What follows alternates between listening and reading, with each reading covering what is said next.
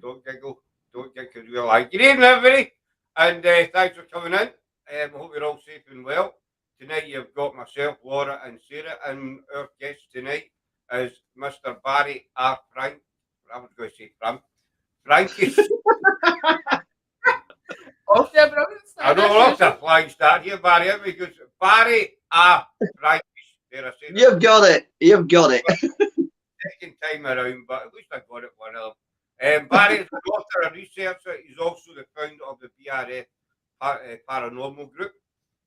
He's the author of Restless Realm as well. So this is the first time we've had Barry in. We hope it's not the last time. Gail, Gail's one of our team, Barry. We hope it's not the last time he comes in.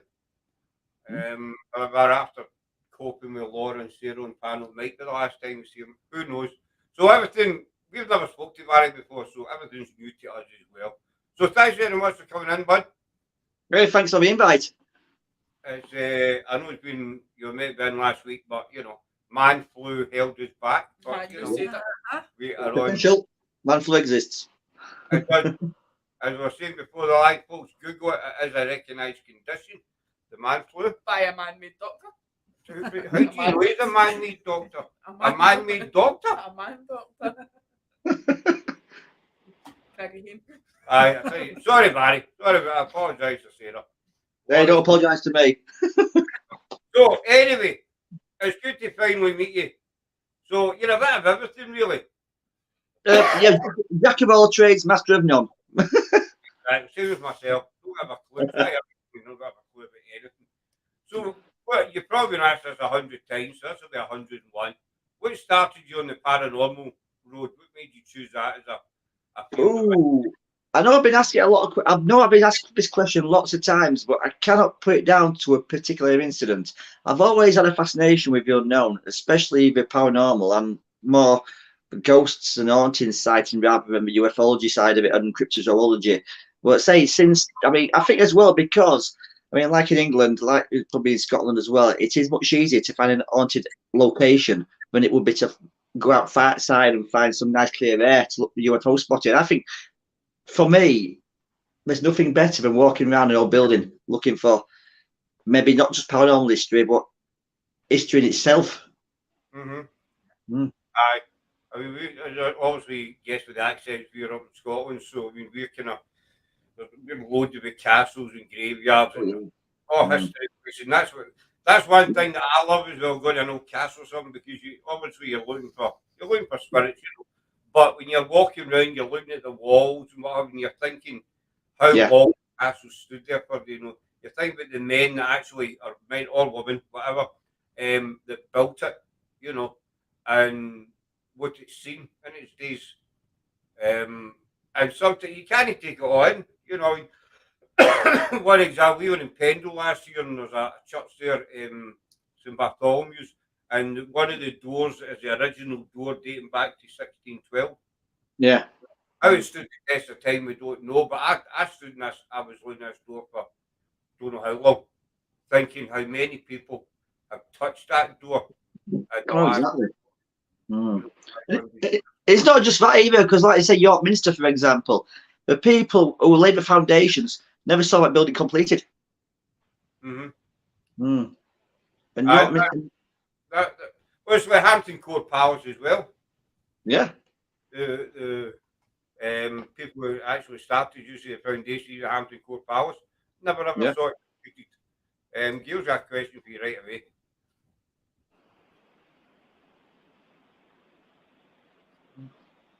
Worst experience you've ever had within the paranormal? Worst experience? Oh, to be honest with you, I've been quite lucky. I've been fortunate to have been invited to radio shows and recordings and whatnot, and also a lot of public events. I mean, I wouldn't say I've had bad experiences. I had one a few years back. I wouldn't say it was bad, but I was in Pontefract, West Yorkshire, which is Pontefract is like just a few miles from York. It's the same. It's got a lot of similarities about it, even though Pontefract is only a small market town compared to York being a city. But they did communicate with each other during the old days. And I was invited onto a ghost hunt there. And to be honest with you, the guys who were leading this ghost hunt, I won't mention any names, but all they wanted to do is sit down and read a paper. And that was it. But just let everybody do what we wanted. So basically, people latched onto me.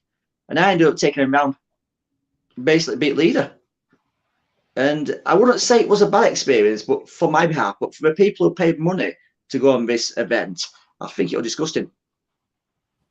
I mean, if you organise, we don't do events, you know, but if you organise an event and you've got, 20, 30 people come along and, you know, and you just sit down and read the Daily Record or something, then it's not ideal, you know. So did you manage to get through the evening?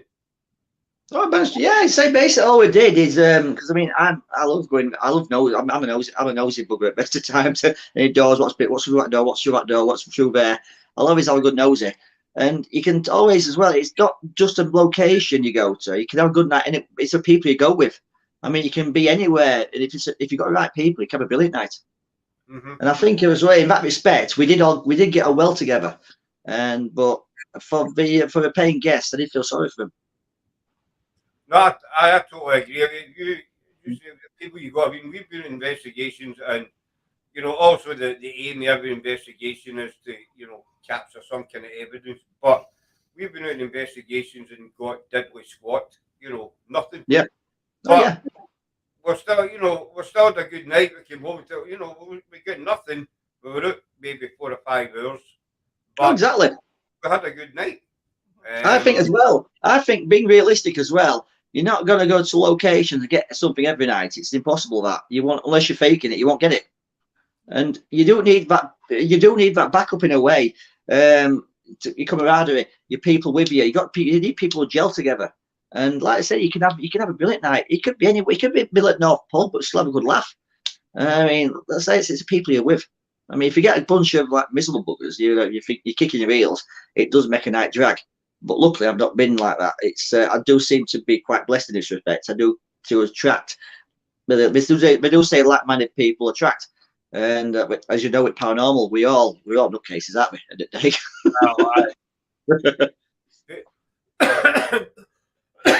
Excuse me. Basically, everybody thinks we're all nuts, you know. Yeah, well, the only group of people that will wander around in the dark and call. I mean, what other industry can you go around in the middle of the night talking to yourself and get away with it without being locked up in a funny farm? Yeah, or getting a restraining order put on you or something like that. Talk about them, no till our next one's up. But you say if you get a group of like-minded, I mean, I've watched some teams, you know, and I've said this a few times. Sitting watching them, you just want to go to your own funeral, you know, because of that. You know, you just want to end it basically. You want to go to your own. Well, you know what I mean. You do. You want to go to your own funeral just watching them, because they go in and there's no, you know, they get the personality of a brick. Yeah. That's like I said. It's like I mentioned before we came on air.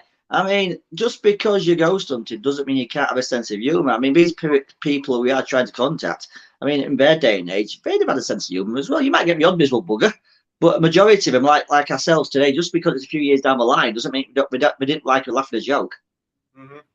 Aye. Craig, what attracted you to the paranormal? So again, I've always been fascinated by it. It's those unanswerable questions. We ask questions. We ask a question. We think we can answer that question. We replace another question with another question, so we'll never get these questions answered. If that makes sense, it's an ongoing circle, and we're just chasing its tails. But one day, someone will get that definitive evidence. So make it just a little bit forward to understand it a little bit more. Gail's one of your team as well. I'm not going to lie. I still crap myself in every investigation, but I love it and always end up going back. Cheers, when Gail. When we first met Gail, she'd been watching. You know, all she'd done was watch the various ghost shows. You know, I'm not going to name any. But then she joined us and came out with an investigation. And she said it was totally different to watching, you know, ghost adventures or whatever, which it is. You know, and she loves it now. She does get a wee bit jittery now and again, doesn't she? We all do. Speak for yourself. I'm the worst. You're like speak bag, Pigeon you know. Saga. But that's the funny. It's you get kind of buzz with it as well. You know, no knowing what's got. I mean, I love going down like abandoned basements, dark tunnels and stuff because you don't know that tunnel. No. You know, they'll not go near it. They too. It's a big no. The darker the better. It's based. You know, there's Wayne, Buddy Wayne loves investigating. You can't beat it. It's a different atmosphere I love the most. Exactly. As we used to tell our own Barry, you go out an investigation. No, every investigation you get something. People who go out and get something every single time, constantly, just say they could be faking it. Yeah, I think as well it's a case of wishful thinking because they always say seek and you shall find. But I think with respect to some people, they go out and purposely find something. Everything's a ghost or a paranormal experience. It's not always like that. As we all know, the paranormal, it's 95% questionable, and that 95% is probably something normal everyday experiences what we'd all experience, but because we're looking for something paranormal, that 5% makes it more attractive, and we forget the rest. We forget the normality about it, and we seem to find, oh, this is paranormal. It's got to be paranormal, must be. And like I said, seek and you shall find. It doesn't always. It's not always the case. Exactly. If you look for something, you will find it, whether it's real or not. It'll find you either way. Hey, Jim. Where'd she go? Please give a comment. That's a surprise. There is an electricity on investigation, a sense of anticipation, and thought of what could be. There is camaraderie between the team, and I love it. Exactly. I don't know how you feel, Barry, but you go in an investigation, you say you don't know what you're going to get, if you're going to get anything, you know, and you can sit. It's like fishing, really. I compare it to fishing. You still get I agree there as well. What you catch depends on the bait you use. You still get that buzz. You can sit there and say an old castle for an hour, and it's totally quiet, but you're still enjoying it because you know every second you're waiting for that noise or that cat ball to light up or the K2 to go off or, you know, or something to happen, and that's what makes it more exciting because you just don't know. As you say, I mean, you get these teams who go out and they've got every bit of kit under the sun, and every single noise is paranormal. Yeah, and I think that's where people are going wrong. I mean, with myself, I've done all the gadgets and gizmos. I've been there, and for me personally, they don't work. I don't think. But if anything, they're a distraction. I think people need to go back, take a couple of steps back, see the bigger picture. I mean, all this because people see it on TV doesn't mean it's any good. I mean, everything out there, what is built for paranormal use, is categorized from something else. Its main base use was as a different article altogether. I mean, there's nothing out there categorically what will detect a ghost or a spirit. So people are still buying them because it flashes or it makes a noise. And if they see it on TV, they think, oh, it's got to work. It must do. Just been glorified by TV. Exactly. I mean, I'm not a big tech fan, but over the past few months, I've grown quite fond of the K2 meter. I like the cat balls because they're basic and they're simple. Yeah. I mean, like I said, I've had the gadgets and gizmos, even the K2. It's so easily manipulated. I mean, it cannot be trusted. I mean, you imagine a lot of these houses we're going to today. For example, I'm not going to tar people with the same brush, but let's live streamers, for example, go to a location and they want to stream, investigate their ghost hunter investigation. But you're running around doing your live stream, you're creating radio waves, infrared Wi-Fi, and all these have a categorical effect on your equipment you're using, especially K2s. Jefferson, the K2 was never made for paranormal investigations. I mean, I was never a fan of tech, but the K2, we done a place last year and we done about 6 or 7 investigations on it.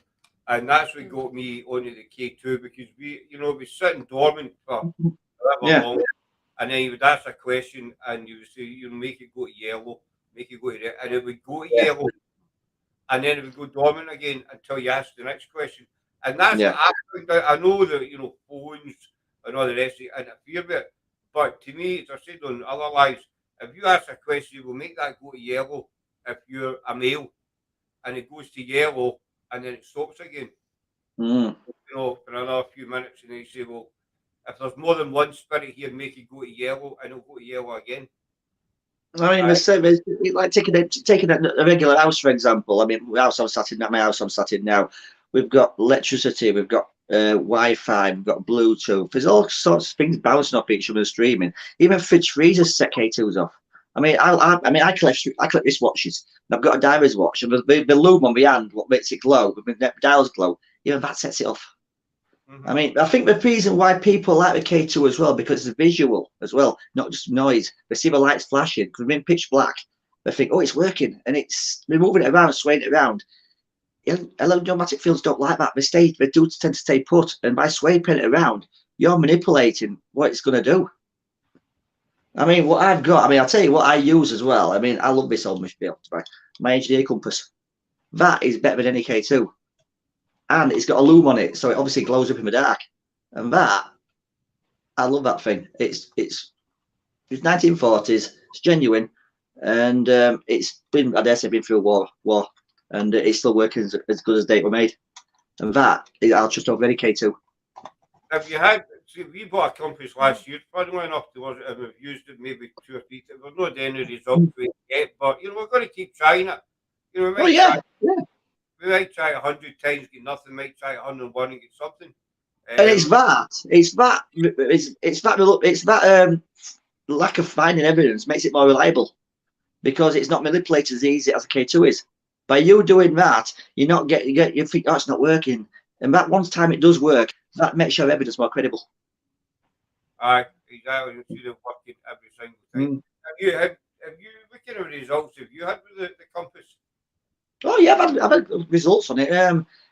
My friend Tom Warrington used to do a radio show together with him. We went to Annis's funeral parlour in Hull, a charity event a few years back, and we used compass, and it went crazy. And we couldn't put it down to anything why it did it, because we'd not been there prior. It was more of a ghost hunt than an investigation. An investigation to me can take days, weeks, months. A ghost hunt takes a few hours. There is a big difference. And we went there. We had no history of the place. It was a good night we had, but for us, that was a ghost hunt, not an investigation. And we had activity happening, but not enough to be able to record it and clarify it against other previous occasions, because we've not been there before.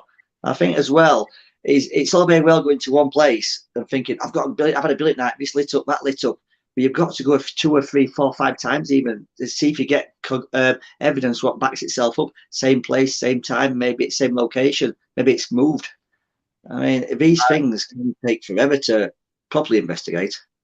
Exactly. That's what we done last year. We went to this station 6 or 7 times. We went there. We went, in the morning. We went at night. We went during the day. Yeah. And I think there was only once we never got anything. No. Yeah. Twice. We never got anything. But the rest of the time, we were getting EVPs. We get some DVPs as well.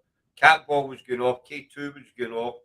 Now that location, there was no power. It was just an empty shell, a building, which is bricks. And so we done it different times of the day and night time, and we kept getting results except day 2 times. But again, that kind of validates it a wee bit, because we didn't get something every single time we went.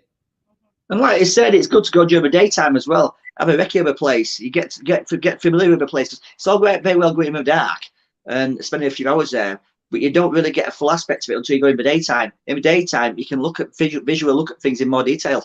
Say, oh, there's a bit of a draft there. This doesn't work. That sits there. That door opens all the time on its own. In the dark, that door opening on its own, somebody could assume that's paranormal. Aye, exactly. And we were kind of the train of thought. Well, we always investigate. We always go to night. We've never been out during the day. I'm curious to see what we get compared to, and so that's why we went out during the day. We actually get better evidence, you don't did. they? When me and Sarah actually conducted an investigation on a Pacific stairwell at this location, and the evidence that we got, even heard with our own Yeah. ears, was absolutely amazing. And we never, heard anything or, Yeah. picked up anything like that at night. So that was a strange one for us. I mean, daytime hauntings are just as familiar and regular as nighttime hauntings. It's just that we're so finely tuned during the day. We're living our busy work lives and everyday hectic lives. We tend to block ourselves out from just at nighttime. We're finished doing what we're doing for a day. We're wound down a little bit, but our brains are still in overdrive. Really, we don't really settle down until we're probably about 3 o'clock in the morning when we're fast asleep. Mm-hmm. Yeah. Aye, that's when you kind of totally kind of switch. So would you? I mean, everybody thinks, I mean, we've done it ourselves. We went to Greyfriars at 3 in the morning. The old 3 a.m. thing. We'd never get anything apart from a battery's drained within 15 minutes. Yeah. Yeah. Well, I mean, just because the location looks spooky and creepy and all, it doesn't necessarily mean it is. I mean, just because the people say, "Oh, it's got to be haunted," that it's old and creepy. It not necessarily. We've never had anything in Greyfriars. Yeah. There's numerous teams been there, and they said they'll get this and get We've that. that's a lie to say that we've had nothing. We've had wee bits, but not enough to concretely say that it's. Yeah. I mean, Greyfriars is a place I would love to visit, I must admit. I mean, I'd love to visit a few places around Scotland. Oh, it's a beautiful place. Yeah. Aye, I've always been drawn to Greyfriars for years. Yeah. Greyfriars Bobby. I don't start them on that. Don't. Yeah. Well, it is. I mean, you've got Edinburgh vaults as well. I mean, I'd love to have a vault, wander around those vaults. I mean, so much history down there. We investigated the vaults last year, and we had 5 different cameras. Yeah. We had 5 different cameras, and none of it worked. Not one bit of footage worked. And I was talking to another team who'd done the vaults previously, and they said the same thing happened to us when we done the vaults. And voice recorder cut out as well. A voice recorder cut out. None of all their cameras failed as well, which we thought was really, not saying it's paranormal, but it's just kind of strange. Yeah. How none of their footage worked, and another totally independent team, the same thing happened to them as well. All the photos that I took in the vaults as well, they were either completely blank or it looked like like a smudge had went right over the whole camera, and that was with the flash on. There was no photos at all that I was able to. I mean, that's what I do when my forte with paranormal. I love photography. And for me, my perfect evidence will be photographic evidence. I mean, some people go for EVP, some people go for sound, and some people go for smell and even. But I'm more photographic. And if I had that picture, I'd be ecstatic. Well, we've had a couple of good pictures. I'll send them to you. Kathy was at the vaults. You were at the vaults last year, Kathy. Is that right? The bottom vault was the best one. Up with far more activity down there. It was the Nidri Street South vaults we were at. The vaults are amazing. Just the construction of them. I know this. I mean, they'll be there for over a billion years. I mean, from what I understand of them, they are solid things, aren't they? I mean, they're built to last. I don't think everybody realises how big they are. Oh yeah. When you get to the Blair Street vaults, you get to the Blair Street vaults. I think you only get shown 5 or 6 rooms. 4 rooms. 4, maybe 4. But you don't, because we done the Blair Street vaults 2 years ago, and you only get shown maybe 4 or 5 rooms, maybe. But there's hundreds of rooms. Yeah. I know, but little populations living down there, weren't there? People live their entire lives down there. Exactly. People were born. People were born and died down there without even seeing the sun. Yeah, I mean, you can't imagine that, can you? I mean, I was a city underneath the underground city. yeah, like subterranean living. Aye, exactly. And the whole thing, you think of many people walk over them every day, and some of them don't even realise what they're walking over. Mm, Same as Greyfriars. I mean, Greyfriars, the estimation is about 500,000 bodies on Greyfriars. yeah, No matter where you walk in Greyfriars, whether it's grass or path, you're yeah. walking, you're walking their bodies. You can't, the old saying, "Don't walk over." It's like where I'm living in Doncaster. I don't know if you know much about Doncaster itself. I mean, Doncaster is based on a basically Roman fort. That's it, called Danum, and obviously it built itself up over years, and it's now a thriving little town. It's not a city. It was city status, but it's not a city. But there's a little particular area, the market area called Coin Exchange. Now that was originally the site of St Magdalene's Church, and the church at the time they used to bury people within its surroundings, and this surroundings was basically the whole entire area of the town centre where it is now. But when they actually got disillusioned it, and they ended up moving all the burials out of the town to what is now called Hyde Park Cemetery, which is huge, and it was the first municipal burial ground in the country at the time, and one of the biggest ones as well. And even today, people, when you're walking over the town centre, you're probably walking on someone's grave, because they did inter quite a few, but they couldn't pick them all out, and they just blessed them and reburied them. Well, I mean, when you think, I can't remember what live I was on, I was saying this, when you think of the history in the UK, I mean, Oh yeah, the world, but, exactly. The UK, for example, the amount of people that have lived, going back centuries, millions and millions of people, they've got to be buried somewhere. Oh yeah, exactly. I mean, it's buildings like this house I'm living in now. This has got something in it, and my old house had something in it as well. I mean, just because the house, this is an old pit house, so we are slowed houses. And but I say, what was here before this house? Who knows? I mean, we got bombed during the war. I mean, it's simple history like that. People don't realise every day walking past a building or a town centre, and people just too engrossed these days, facing their phone all the time. If you look up, there's some beautiful buildings. That's where the history is. You don't have to travel miles and miles and miles to find a decent piece of history or an haunted building. You're probably around corner from where you live. Well, we're not bad for history here. We stay in Kilmarnock, which is about 20 miles west of Glasgow towards the coast. Well, exactly. I mean, Scotland. I mean, it's got so much history itself. I mean, look at the during the old days, England v Scotland type thing. I mean, there was all that skirmishing going on. I mean, you had clans. It was just. I mean, even Roman days, even when Romans were about, they had problems with the Scottish, as you know. I mean, it's all that pent up history. Adrian's Wall, for example. How much history is in that thing? But that's it. Even as you asked the other thing in Edinburgh, the Flodden Wall, which was done, which surrounded the original Old Town in Edinburgh. Yeah. And it was built actually to keep the English out.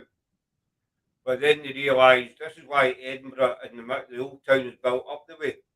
Yeah. They were restricted for space. But then they realised after about 30 years that the English weren't coming.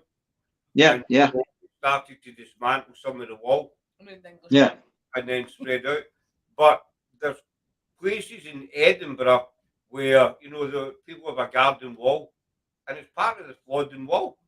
No, yeah, I can believe that. I mean, York's like that. I mean, York in England, the city of York. I mean, I'm quite familiar with York because my grandparents used to live there, and every weekend I was visiting York, so I got a good idea of history and the buildings. And the Roman wall surrounds York. It takes it's 2 miles long around the wall itself to walk it, and on a good day, it's a beautiful walk. But there's so much under your feet. You've got River Ouse, which every year floods, and there's so much. I mean, they do say York is probably the most haunted city in the world. And you can see, if you actually visit, you can see why. Aye, we were in York last year.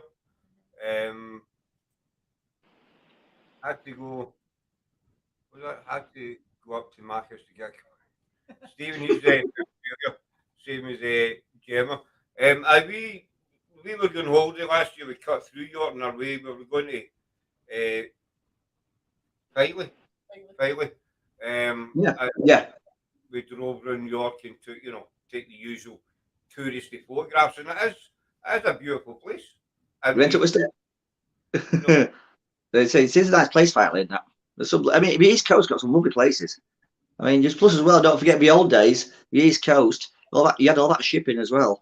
I mean, so that's why we do what we do. That's why we're in the paranormal and both history, because you can't have one without the other. Exactly. You cannot have history. You cannot have haunted without history. They go hand in hand. It's like fish and chips. Yeah. Well, that funny one there. I'm hungry now. Did you like that one? That's why you go. I've watched a lot of ghost shows and TV. No disrespect to them, but they'll go to a place and they'll just say, right, we're at this castle, but they don't tell you what castle, or they don't, give you any background. I like to know, well, where are you? Yeah. How old is the castle? Is it 20 years old? Is it 500 years old? That kind of to me. If you're going to investigate a place, people deserve to know a wee bit of history. No, exactly. I think as well with these TV shows, as well as it's all the shock factor as well. They'll go to, like I said, they'll go to a castle and might talk about 2 minutes. This castle built in 1742, for example, and blah blah blah, and then that's it onto what they call an investigation. But what they do is not an investigation; it's a ghost hunt. Like I said, if it was a proper investigation, you'd have background history, you'd have details, you'd have witness accounts, you'd have a history from local residents as well. There's nothing better than talking to people who live around the area. But if anyone knows any accounts, it's them guys. Aye, exactly. We read that firsthand. Yeah. Excuse me. Excuse the coughing, everybody. I'm still trying to get short of the man. Don't worry about it. Don't worry about it. I mean, it is a man flu. I was tested twice last week, and I'm totally negative. But we had that last week. You picked me up what I'm saying now. Hey, everybody. The police we investigated last year, we spoke to a few of the locals, and some of the stuff that we learned off of them was incredible. Oh, yeah. Kathy's got just put this up just before COVID first started. I was on a trip to Hastings to visit the Abbey Battlefield Castle before getting fish and chips. I can't remember these fish and chips after a night out. We should do that. We should do that. Forget McDonald's and that. Go to Chippy. I'll tell you what, the best chippy in the UK, go to Whitby. Whitby fish and chips taste better than anywhere else in the country. Oh, I need to disagree with that. No, I disagree with that hands down. I used to try trucks and all, and every Wednesday I would do the North Run, and I was only up, far up Inverness, and I would have to stop overnight in a place called Pitlochry, which is about 15-20 miles north of Perth. And there was the first time I went, I packed up the truck and I went for a wander to something eating. I spotted this wee chippy down this wee side street, and it's called the Place to Be. There's actually one in our town that I discovered.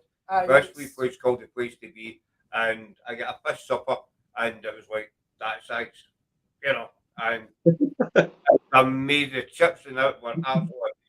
So I need to disagree on that, because if you ever go to Pitlochry, find that wee chippy. It's down a side street. And it was cheap. No, there's Robbie saying the best chippies next to his house. Aye, in your dreams, buddy, in your dreams. In Pitlochry, that's the best chippy. It's funny how isn't it? How Paranormal program's gone onto food. I don't. I mean, some of your lives going to food, shopping, washing. Some of the.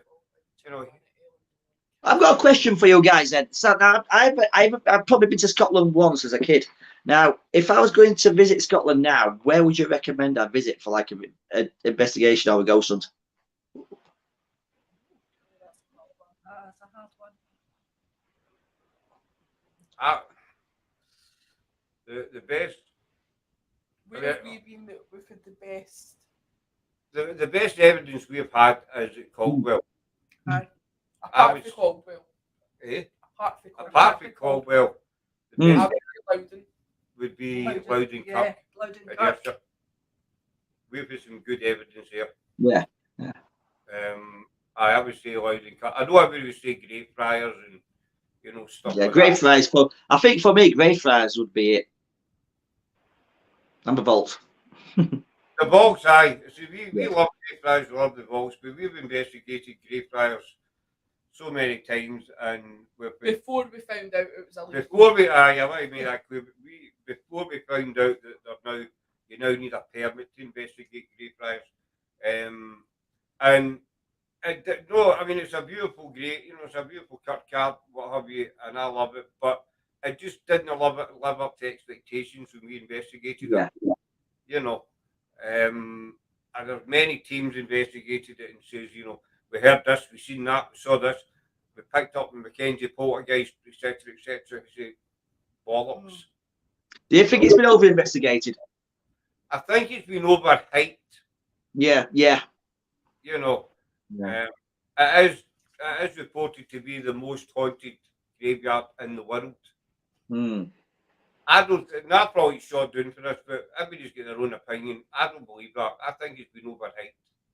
Don't get me wrong, there's centuries of history there, plague victims, the Covenanters, you name it. It's all happened in there. But Yeah. I think it's over investigated and overhyped. I think, just my opinion. I don't really get it. I mean, I've had this conversation with people before and recently as well. I mean, graveyards, personally, I stay away from graveyards. I mean, I love them for history. I mean, each gravestone does tell a story. But I personally don't believe graveyards will be haunted. I mean, if you was a spirit, why would you go to a location you've never been to before? If for me, I'd go somewhere I've been and lived or experienced something. That's really strange. We were actually talking about this recently. It was only yesterday or the day. Can't remember. See what I mean? My brain's frazzled. I think with Loudon Kirk, though, it's a strange one for me because although I understand where you're coming from about why would you go back to that place? Why would you not just go somewhere else that is a bit more pleasant? However, I think as well, not all hauntings are negative. I mean, you might go to a location you love or you've enjoyed spending time at, so you feel peaceful there. So I mean, like I said, not all some hauntings are quite peaceful, they're quite happy to float around and flick what we're doing. Obviously, there are the ones where I've got more negative energy, where something bad happened, which you may have no control over. So after a while, you may be forced to go there, and after a while, you might be moved on. You just don't know. But if there was a spirit, unless you've somehow you've been buried alive or something, I don't think you would float around at your own graveyard. I can understand. Because PIH can take you to amazing buildings. That's true, Robbie. Thank you. We've been to quite a few amazing places, and yes, all the high places is hit and miss. There's still people not performing. Yeah. I think as well, you've got what's called suggestive hauntings as well. I mean, you can get to a building. So, for example, I mean, the UK, there's all these houses, like the most poltergeist houses, which are questionable. I mean, you can get an old rundown house, get the papers involved, and they say, oh, it's the most haunted house in the world type thing, and get them in. But it's like somebody goes in, I've experienced this, experienced that. You tell enough people, and they start to believe it, and they'll experience something in the house, even though it's probably flat as a fart. Yeah, but again, that is exactly what we were speaking about today. It's like hysteria, isn't it? It is. I mean, like I said, you give something to, for example, like the TV programs, the MH program, for example. I mean, they'll go around a certain area. We'll have a guide with them, a medium saying, "Oh, there's a gentleman here with green trousers and a white top." People start looking for that, and we put that suggestion into their head. That's what they're looking for, and that's what they'll probably experience. Aye, it's that's bang on, Barry. I mean, I'll go back to Greyfriars. I'm using that as Greyfriars as a perfect example. Yeah. Hauntings. I mean, you know how much has been written about Greyfriars, films, documentaries, you name it. You get these teams that go, no disrespect to them, they're maybe new to the paranormal, so say, right, where do you want to go? Oh, we'll go to Greyfriars, because I've read a book on it and I saw, a program on it, and they'll go, and because people have said, it's really, really haunted, these people go, and so it is kind of in their minds that they're going to get something. They're going to. Oh, yeah, exactly. Yeah, I agree there. They're set up to get something. They'll be happy. They'll experience what they think is something paranormal, and they'll go away happy. By all means, that me is for a paranormal tourist. I mean, you've got three categories, I believe. You've got the investigator, you've got a ghost hunter, you've got the entertainer. I mean, your entertainment starts of it is your TV programs and some YouTubers and things like that. They're there to entertain you. You've got your ghost hunters who go to locations and have a couple of hours there, 2-3 hours, even at night time. They've enjoyed their experience, by all means. Then you've got your researcher, and it's them who spend the time and the effort and the energy on locations 3, 4, 5, 6 times a visit, and they'll on a place so long they'll get you. It becomes second nature to them, and they learn every nook and cranny about that place. And if there's something out of character, they will find it. And but it does take time. It don't take a couple of hours. Exactly. And back to the Gail. I mean, I must admit, at my old age, I've got very skeptical. I mean, I question. I mean, a good researcher should question everything. And nobody in the paranormal realm, but worth a salt, will mind people asking questions. Well, see, that's it. You have to be a skeptic. You know, I mean, I believe in the paranormal. Don't get me wrong. Oh yeah, yeah. But at the same time, we've picked up some great evidence, and even that's not convinced me. So what we did, whatever last year was, I sent it away to one part that I got sent to 11 different people, independent people, some people with years of experience, no experts, you know, money's up. Just people with years of experience, you know, audio or video or whatever. And I got their feedback on it, say, what do you think of this? And so they would come back to me and say, you know, I definitely something there. I'm agreeing with what you heard. So because that was, even though there was one piece of evidence we got, and I heard it with my own ears, it wasn't through an app, it was a whispering lady, as I call it, and she was right next to me. Yeah. And I'll send you the. Yeah, brilliant. And that's the best way to do it. I mean, whatever evidence you get it out there as much as possible to people. Get independent people involved. Get different opinions of it. It's all very well going to your little friend group and they all agree with what you found. That's not skepticism. That's not proper research. You've got to get as much. Say you get a photograph, for example. You can send it to someone who might not be interested in photography. They might see something you don't see on it. And it's the same with any sort of evidence. Get people involved with different backgrounds, from sounds, from visual, audio, and the lot. I mean, someone off the street might see something and say that's not a ghost. But it's not being negative. It's being realistic, because not like I said, not everything's paranormal. On the media, on mainstream online these days, too many people are too eager to put anything up there and claim it's paranormal. It's not. It's not. I mean, I've become so. I won't say I've become so skeptical. I mean, if a ghost came up to me, I'd probably ask for its ID. But I mean, I said something. I can't even. I said that much last year to that. I can't remember what I said to Robbie, but he was kind of. Was it not the picture at the window with the reflection thing? We done a location last year, and it was night time. It was pitch black. There was 4 or 5 years. Laura was there. 5. And just when we were leaving, I was just taking photographs, you know. Yeah, that's the best way. And I mean, I like the photography, as I mentioned. I don't use technology anymore. I mean, there's only a couple of items I use in technology-wise. That's my cameras and my EVP recorder, this little fella. Rest of my kit is old-fashioned. I mean, it's self-sufficient, doesn't take batteries. That's the only thing that takes batteries, and my cameras. Everything else is totally self-sufficient. And that's the best way to go into a location. I mean, I've got a lovely Olympus camera, and it takes some brilliant low-light photography. That's the best thing. Getting burst shot. Burst shot, all that means is it takes random photographs, a succession of photographs of 5 or 6 in succession, and you look at them, you choose your best one you want. And on that feature, sneak, click, click, click, you might get hundreds of them. You might get 2 pictures with something worthwhile looking at. But if we're not in succession shots, you mean there's something more credible on that picture. I mean, we've got some basic stuff. With that image you sent of the lamp, and women really got me even cleaned up. I could not. That's so I took photographs of this building. So it was back, and it was after we came home. I don't know what it is, but you always tend to notice these things 2 or 3 days later when you're looking. Yeah. No, you came home and showed the pictures to me because I wasn't there. Sarah that noticed it. It was I'll let you tell Barry. I'm going to go and get you your most basic bit of kit. Well, Sarah tells you this picture. 2 seconds. Well, I was looking at the picture and it was an old it's an old ruin of a castle. Kind of mansion house type thing. And I was looking through the pictures and he took 4 or 5 in a row of the front of this building. But obviously it was pitch black, so you couldn't see anything. And then in one of them, there was what looked like either an old gas lantern or a candle. Yeah. But there's no glass or anything in the windows anymore. It's just thick, and there was no one else there. So no reflective surfaces whatsoever. No, it's just all stone. That's good. That. Yeah.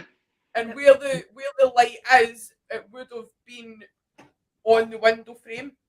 So no metal fixtures anywhere. No. It's a shell of a building. There's nothing. Absolutely. That's interesting. That is interesting. That makes things that makes things more credible. Let's say you debunked. I don't like using the word debunked, but say like you mentioned, there's no glass to reflect an image off. There's no metal fixtures anywhere to give reflection. So it's all stone, and there's no stone's not reflective. Yeah.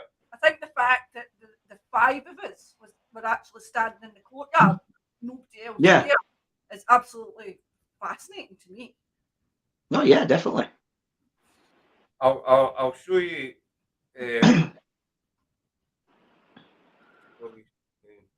Candle lantern, no way anyone could have cast light or even stand there. There was no floor. There was no floor in that bad building either. So there was no if somebody could stand inside because there was no. Why? Because it was the upper floor. This, I don't know if you can see right or not. I see it, yeah. I see it, yeah. It's like someone's washing line. That's exactly what it is. The whole idea is you hang it up and you put a candle underneath it. Yeah. And if a spirit is nearby or whatever, then you ask the spirit to touch one of them. And the candle underneath lets you know if there's a draft or anything. So the truth. Yeah. I do something very similar, but I use that's like the cloth, but I use bells on bottom as well. So you get a visual as well. You get an audio. That's a good idea. Yeah, I've got my den project going on, and I've used them down there. I've got dowsing rods, pendulum, boards. Except the bells are a favourite. Never thought bells. That's an old T-shirt. Yeah. The thing, you can buy bells off online stores like such as eBay and things. They're quite cheap. Get some good size ones, and tie them at bottom. And when you put them, you can blow on them. They do jangle, and you put it into a location where there's no drafts, and that'll make your evidence more credible. Yeah, we're quite big on. But I'm on getting stuff validated. I sent a lot of stuff away, and I got 3 videos back. One after Jim Martin, one after Mandy Cummings, one after Charlie to the Haunted Hunts. I send me the videos just to just tell people what you've seen or what you heard. And you're not trying to brag, you're not trying to boast, you're not trying to say no. We're the best. What you're trying to say or get people to look, this is what we've caught, and we've done everything we can to debunk this, and we cannot debunk it. I'd like to see that. I'd like to see them pictures actually. I'd be interested. I'll show you them. I mean, we took pictures. That one when we first started with mine, we took at Greyfriars. I've sent that picture will forever haunt me. I'll tell you what would be good if you're willing to do it. I mean, I have my online group, as you mentioned before, the IMF Paranormal. Get some pictures on there because I do like Scottish history and Scottish backgrounds and that. I'd love if you guys to put some authentic Scottishness in there. That's right. We get tons and tons of. We'll put them. We'll put them up. But Sarah took one. When we first started, we weren't even investigating Greyfriars. We were just there for a midnight walk, basically. And I was taking pictures like I do when I go absolutely everywhere. And Yeah. it wasn't until I got in the car and I was flicking through the pictures, and I'll get Scott to send you it. But in one particular picture, it looks like, to me anyway, that there's a wee white doll with a black hood type thing. Yeah. But it wasn't there before, obviously, when I was taking the pictures, because you would notice that. And I've took another 2 or 3 pictures after I took that one, and it's never showed up again. Well, I say, like I say, you thought on and thought I'll take pictures after succession, and obviously you got a before and after picture. If it's not the second picture, like I said, you've got something. What's moved on? And there was another one we caught, which was debunked. We got one, and the only way I can describe it was it looked like a wizard. The image of a wizard, pointy hat, beard kind of thing. It's the best way I can describe it. All right. No, but it was a traffic code. I said to him, I can't remember the name of the group now, and this guy came back and he says, "Listen, mate, that's a plant pot." And it turned out it was a big one. You know, one of these huge plant pots. Yeah, I mean, to be honest with you, I mean, you're not the only ones to find some stuff what's been classed as passive paranormal, but it's been an absolute joke. We've had ones with fire extinguishers claimed to be ghosts. It just no. It does happen. People will pass anything off as paranormal if it'll get them some attention or in newspapers. I've seen So we feel the angle at what we took the plant pot, it did genuinely look like. It was one of these images that did look like something, and sort of, you know, I don't know what it is. I'm going to, and the guide says, "Look, I've stripped the picture, dude, whatever it was." Yeah. I mean, that's why as well. I mean, I do it. You probably can't see him from where you are now. So I'll see him grab one for you. Now, this, the old box camera. I don't see money in for a year. Do they still make that does work as well. Wow. And I've got one in the den as well, and that's a wind-up 8mm one. Don't take batteries. I mean, things like that as well. Also, my 35mm, which is this one here, 35mm, does work. And the best thing about that is whatever evidence they get, it comes with negatives, so you can clarify evidence with negative. I mean, if it's on a negative, it's been snapped, and the negative will prove that. We just always use our phones. I mean, I'm crap. Don't get well. I say I'm crap. I have got a camera. A couple of good ones. I have got an actual camera, but I don't. Seriously, you are better with standalone cameras. I mean, to be honest, digital cameras are so easily manipulated. I mean, they're good for what they do, but they're such sensitive piece of equipment. Like, I'm not going to mention orbs, but I mean, they're too easy to pick things like that, because, like I said, the lens is so sensitive. You are better with 35mm with a proper visual, with a proper film. I can't work the flash. I'm not tech savvy. I'm not either. I'm not, to be honest with you. That's why I prefer the old-fashioned stuff. See me taking photographs at night, forget it. You know, because I can't work the flash. You know, and people always slag me up. I don't give a toss. I just cannot do it. I'm lucky if I can flash. I don't mean like that. See what I see, Barry, about the mind? Like, I'm in like a bin lorry. Swear to God. See? Yep. I don't like it. She doesn't like it. But no, it's these, to me, it might just be one photograph, you know, whatever. But it's these wee bits, pieces that make it worthwhile. You know, makes your investigation of it, you know, your walk, date, whatever. Oh, yeah. You know, worthwhile. If you get that one image that you cannot debunk, you never noticed in the first place, and you think, you know, what is that? And you think, I've got something. But I will send you the photographs. I'll send you the clip of the whispering lady, as I call her. Yeah, I appreciate that. As well.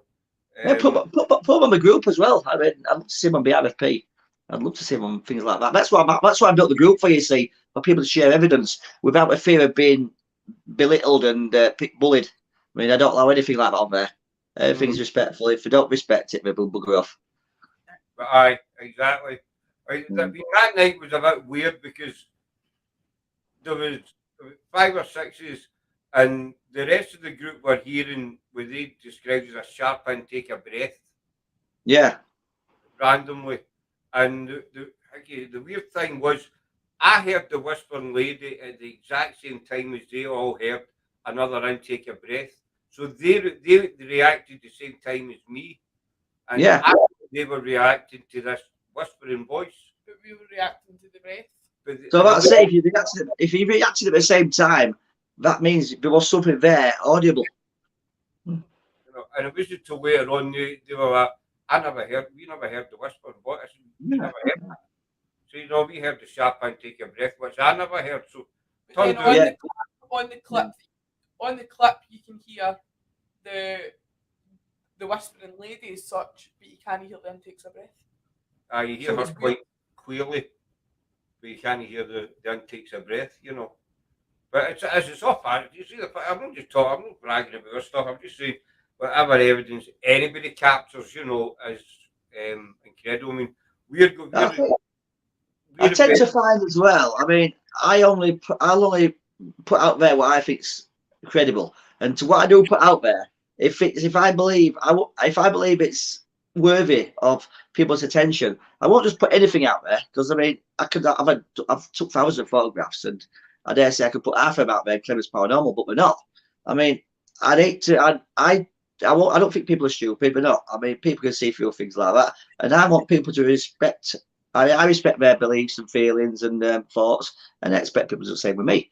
And so that's why I created my group as well. I mean, people who don't know where to go, because not everybody in the paranormal world is as friendly as like you guys and people like me and that. I mean, there are some people out there who will use people, and if you follow the wrong people, that's where you go wrong. We've been lucky enough. Yeah. We've not had it. You know, we've had a wee bits and pieces of drama, as every. I can't be doing with it. Yeah, I can't be doing with it.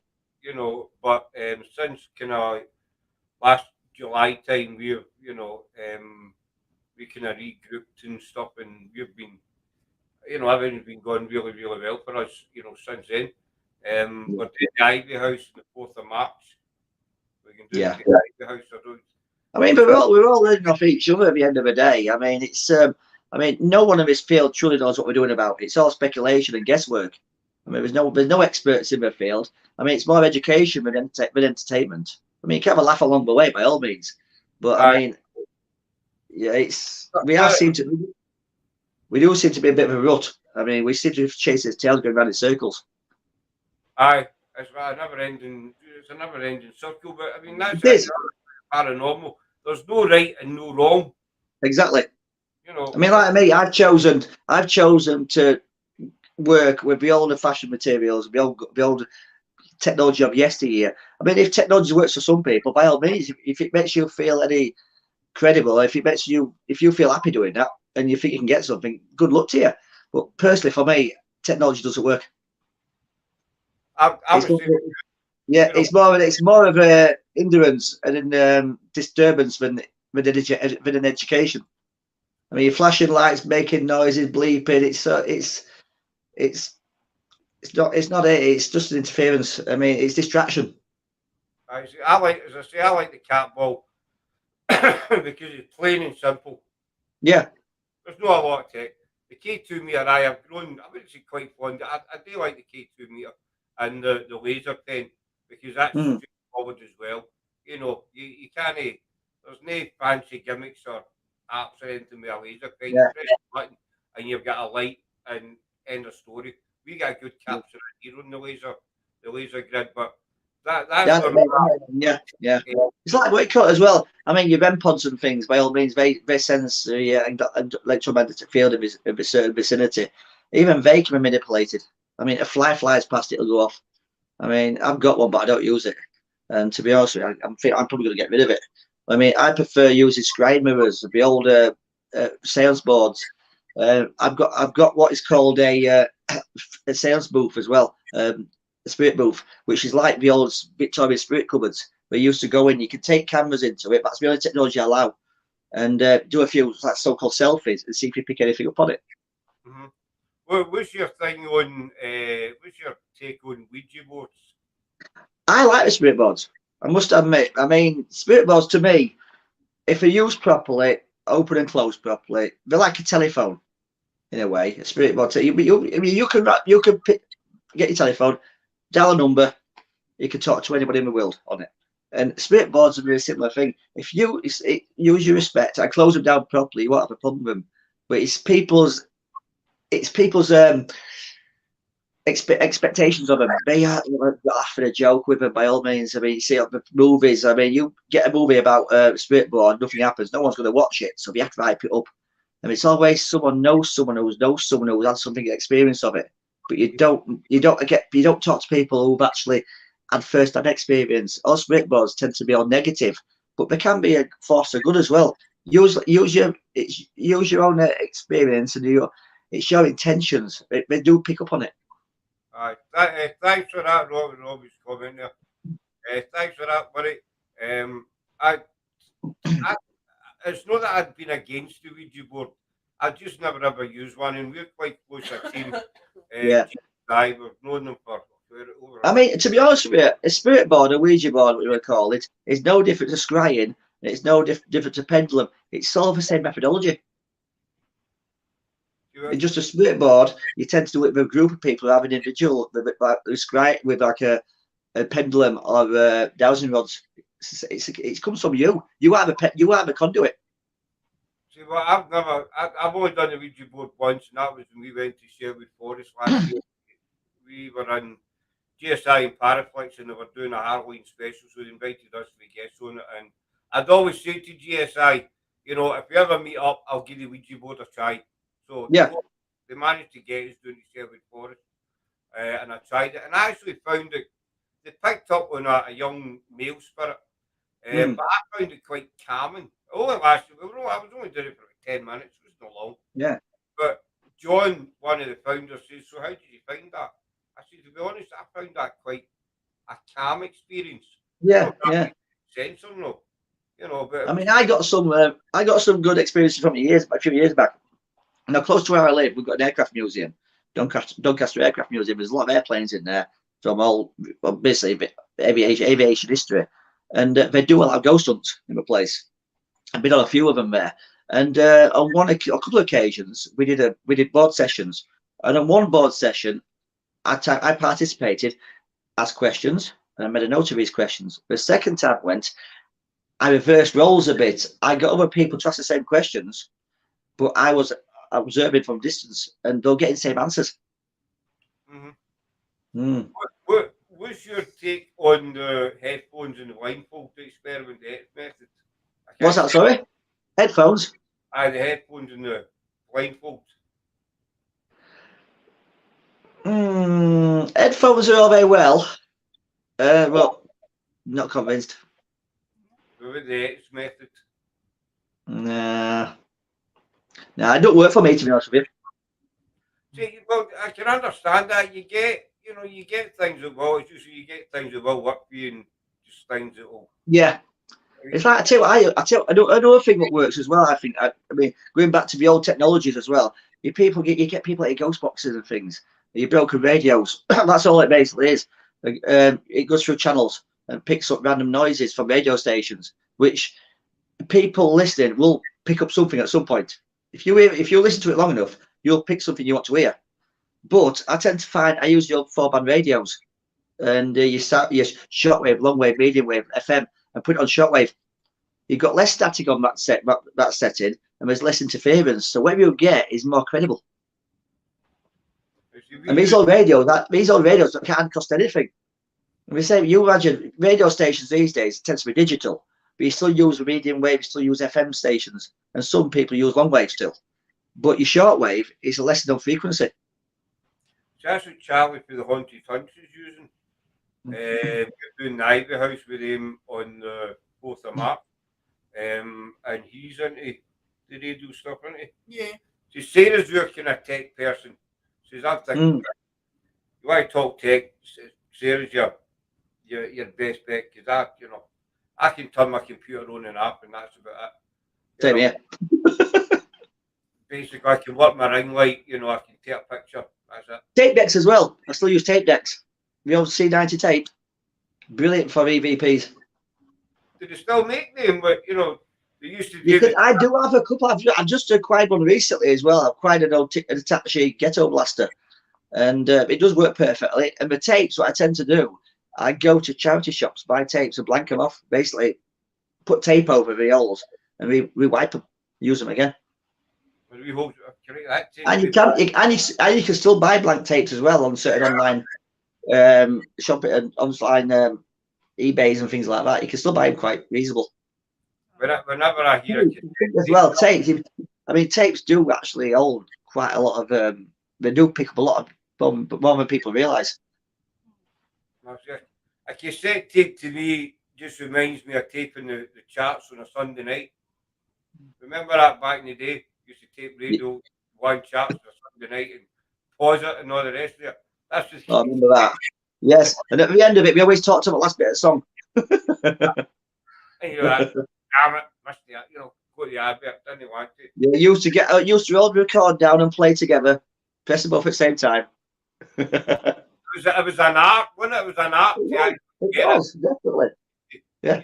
And then now and again, you get used to rewind it with a pencil sometimes. I sit there and spin it. Yeah.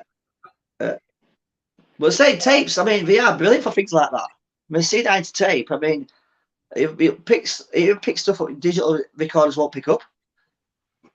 I would never have thought of anything like that. No, I think we're just too used to the, you know, the gadgets and the digital age and stuff like that. That you never think back, you know, an old C90 tape, whatever. Well, exactly. I mean, these are things from yesteryear. I mean, it's proven. I mean, it's in a way, modern technology has proven itself doesn't work because no one actually out there has found anything definitive to say ghosts exist. I mean, we've used all this tech and it's still not any better. So why not take us a couple of steps back, look at a bigger picture, and look at things from yesteryear?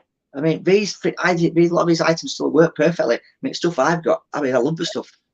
I mean, but it's all this retro gear. I mean, as you know, retro stuff's coming back into fashion as well. You're on about bringing records back and bringing tapes back as well with music on them. And it's because people want them back again. It's not just for old memories and things like that. And it's because people, they work better. Oh, they're old vinyl albums and stuff. Yeah, exactly. I mean, actually, another thing I've got as well. I don't have it here; it's downstairs in my den. But I use radiograms, gramophones that wind up. It's all self-sufficient. I say we would never. I think we just get too used to. We have. I think as well. I mean, the old tech, it does take a little bit of effort to use. And I think people are becoming not lazy as such, becoming too accustomed to having a technology doing it for them. The technology is there to assist us, not do the job for us. Rather than roll the sleeves up and do it. Yeah, exactly. Even something simple, going to a location on an investigation. I mean, I still do this. I mean, I know a few people who do. They'll go with notepad and pen, take mental notes down. I mean, write things down with time of day, even weather. What's it like? Is it windy? External forces. Compared to the inside, is it cold in here? Is it warm in here? It seems to be a few degrees warmer in certain areas. Make mental notes like that and write them down. When your book's full, you can go back to something. Oh, this happened at such and such a time. I came here before. It wasn't like this. So there's some fluctuations there you can look back on. This is the other reason I like doing lives, because you're not stealing ideas from people, but you talk to different people who have got different techniques or different ideas. And you think, well, I maybe give that a go, see if it might work for me, might not work. Even simple things like candles. I mean, I use candles as well. I mean, a lot of locations won't let you use candles due to fire extinguishers and things like that, smoke alarms and sprinkler systems. But some places you can use candles. Even seancing around candles. I mean, make sure it's not a draft. You can it's like doing like a seance with a candle. Something simple like that. Cost effective as well. Don't cost any. You don't spend hundreds of pounds on technology.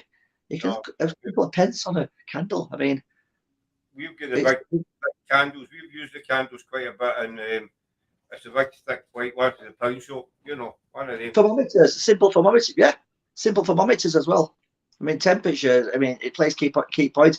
You've seen these pointy things, these pointy thermometers that people shoot at walls and things like that, and they give a laser reading. That's only gives that only gives a surface temperature. It does not give an ambient temperature. I mean, a window can be cold. Oh, that window's 2 degrees colder. It will be because it's a window. I mean, it's only a surface temperature it gives, so they're not reliable. The old style. Yeah, you won't be able to put it on a wall, see what the temperature is. Oh, it's 72 degrees Fahrenheit. It gives you an idea. And if it's fluctuation, because you've also then get visual fluctuations still. Mm-hmm. And it can't be tampered with either. Yeah. You know, same as the compass. You put the compass down on a flat surface, you know, and see if it. Actually, what so far, but we're going to keep. We're going to keep going at it. You know what I mean? Exactly. If it works, by all means, that's it. That's it. Just persevere at it. I mean, just because something doesn't work once, like I said, it gives you that credibility when it does happen. Aye. Well, we've got a few investigations lined up. We're going up to Cooper next week, and then we've got another 2 lined up, and then we get the Ivy House coming in March. So we're going to be trying to. I know the Ivy House. A few teams have done it. We talk to quite on a daily basis, and they've had amazing evidence for it. So we're going to take our toys and whistles down, and we're going to use the compass as well. We'll use the candle. You know, we're just going to. We're not. I'm going to say we'll throw everything we've got at it. That sounds bad. I don't mean all of that, but we're going to be there for a good 6 or 7 hours. Yeah, and as well, what people don't realise is, like, people have all this kit. I mean, don't necessarily use it all at once. I mean, you might get some locations your kit doesn't work, but in another location it might work. You don't have to use everything in one go. Use what you feel comfortable with. Aye, if it works for you, use it. I've watched people, you know, there's one guy in particular, I'm not going to name him, but he's near the Edinburgh area, and he's got every bit of kit under the sun, and it must take him about 2 hours to set up, you know. It's an SAS commando unit, you know. Yeah, I've seen that. It's all tactical gear. And it take him about 2 hours to set up. And by that time, the spirits have been home. They're fed up waiting. Yeah, you know, yeah. They're probably standing there watching. I think, you know, anytime you're ready, mate. I mean, to be honest with you, I mean, you've got more chance going in as you are, your casuals, rather than dressed like SAS. I mean, you're a spirit, you can see something, and you think, what the hell's this going into here? You catch more flies with honey when you will with vinegar. Use your methodology. Treat these as human beings still. I mean, these were once living people. I mean, how would you like it if someone came across to you? You're already sat in what you think's your living room or your chair, and someone comes barging in with all this kit looking at you. You're not going to respond to it. You look it off. You piss off. You can. If it's friendly and pleasant and polite, you think, oh, I like people. I'm going to interact with them. I always say on many alive, but the only difference between spirit and us is they don't have a physical body anymore. That's exactly. It. Yeah. That's the only difference. Still, if they were a comedian in life, I mean, people say, "Where's energy go?" Energy, you can't destroy energy. It just changes format. I just keep moving. Just not moving. Yeah. Just like human mind works 2-dimensionally. We're talking something 3rd, 4th dimensionally. So just because we cannot understand it doesn't mean that it doesn't exist. I mean, I've spoken to many people in the past, you know, I don't believe in spirits. You can't see them, blah, blah, blah. And a couple of times I've said to them, I pointed, you know, a television aerial on top of a house. I said, well, look at that. What can you see getting into that aerial? I said, nothing. I said, well, there's looking into that aerial because you can watch your telly. Yeah. Can you see the signal? Unless there's a bird sat on it. You can't see, you know, floating through there. But the signal's there. Oh, yeah, exactly. You can get in the house and watch your telly. That's a perfect example. Like I said, Bluetooth signals, Wi-Fi signals. Just because I can't see them doesn't mean they don't exist. Exactly. Like gas. You can't see it, but you can smell it. Oh, I've done that. No, with me. So your book, we've been on for over a spot about your book yet. You know, yes. Vellum. Now, I don't have a copy of me because I've sold them all. But my book, Restless Realm, is my interpretation of a paranormal world as we see it today. It's a small book. It's £5.5 UK. and it's a bit of my insight into how a paranormal world is, how people see it from someone else's eyes. I mean, it's not all bells and whistles, it's not all fancy roses. It's some can be quite devious at times, and I've not gone negative with it, but it's realistic. I've also put in a little bit myself. There's also a few local hauntings in there, local to my hometown of Doncaster. There's also a few hints and tips in there as well for budding ghost hunters. Because like I've said before, not everyone's got loads of money to spend on kit. I mean, you can use household objects, and it does state that in their book. And it's available on Amazon, £5.49 or £2 on Kindle. So what inspired you to write the book? I've always wanted to write a book, and to be honest with you, it was COVID what gave me the opportunity. I mean, it's just because people got locked in, and I didn't look at it negatively. I mean, I didn't fancy being locked in on the first lockdown. I weren't looking forward to it. I like being outdoors, but I thought, I've got the office, I do the radio work, I'm doing radio still, and I thought it's giving me the opportunity because I've got all these notes compiled from all these years of radio work. I thought I'm going to put them together and create a little book, and I published it. And I thought it's something I've always. I thought to myself as well, even if I only sell one copy, it's got my name on it. It's out there. But I've been quite thankful. I am writing a second book as well, which it'll be coming soon. It's in progress. But no, I've always fancied doing it, and I'm quite happy put on my bucket list to write a book. So it's not the biggest book, it's not the best book out there, but it's honest. Well, that's basically it. It is what it is. Exactly. There's no toys in it. There's nothing fancy. It's just basic, genuine. This is how I see things. Exactly. I mean, it's a lot of people have akined it to perfect for people new to the paranormal world. I mean, if people said if you don't know what to expect, read that book. It's perfect for you. Mm-hmm. Aye. You obviously know yourself, Barry. People starting out in the paranormal, they like form a team, and to everybody, and they're watching too. I've done it myself. Years. They watch too much TV. They watch too much.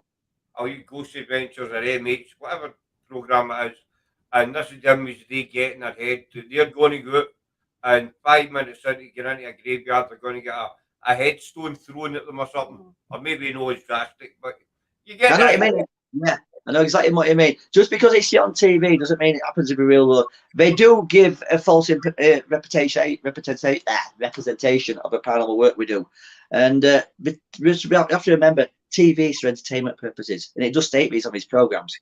And what you see on that TV, it could have been covered from 25, 6, 27, 30 hours of footage, and they've got 10 minutes out of it. It's the paranormal world, realistically, can be boring.